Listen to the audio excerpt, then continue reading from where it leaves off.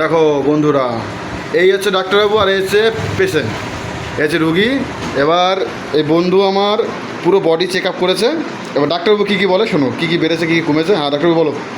বলছি কোলেস্ট্রল আগে ছিল 283, ঠিক আছে? তো 1 মাস হয়নি, হ্যাঁ 1 মাস হয়নি, আবার ব্লাডটা টেস্ট করা হয়েছে, তো হ্যাঁ? ব্লাডটা কমে 180-তে চলে এসেছে কোলেস্ট্রলটা একদম। আচ্ছা, তার মানে 103 কমে গেছে, তাই তো?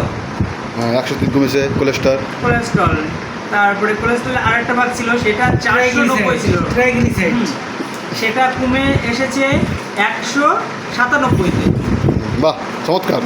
অনেক কমে, একদম কমে। বন্ধু এখন আমার পুরো মানে ফিট আছে। আর খাওয়া যাবে নাকি? জল পানি সব খেতে পারো তো? হ্যাঁ, এখন সব কিছুই খেতে পারবে, কোনো অসুবিধা নেই। যখন যা ইচ্ছে তখন তাই খেতে পারবে, কিন্তু মিষ্টিটা বাদ দিয়ে। মিষ্টি বাদ, হ্যাঁ। সুগার ফ্রি সব কিছু খেতে পারবে। সুগার বেড়েছে কত? সুগারটা বেড়েছে, সুগারটা বেড়েছে তোমার। সুগারের রিপোর্টটাকে ওই দাঁড়াও, রিপোর্টটা না দেখে বলতে পারবো না। যখন সুগার কমেছে, যেখানে থাকতে হবে 99, সেখানে ওনার আছে 157।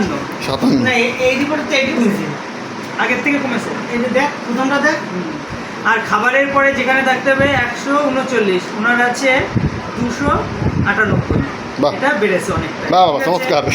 সুগারটা বাড়াতে উনি খুবই চিন্তিত আছে, কি কোন জন্য সুগারটা বাড়লো। সুগারটা না কমলে পরে ঠিক ফিল করতে পারছে না, পারফেক্ট ফিল। তো ঠিকঠাক করে সেইভাবে সব কিছু খেতে পারছে না, সেই জন্য ওইখান থেকে বন্ধু একটু দুঃখিত। তাহলে মোটামুটি মিষ্টি বাদে সব কিছু খেতে হবে, তাই তো? ঠিক আছে। ঠান্ডা জল, গরম জল? না, মদটা পারবে না খেতে। ঠিক আছে, ধন্যবাদ।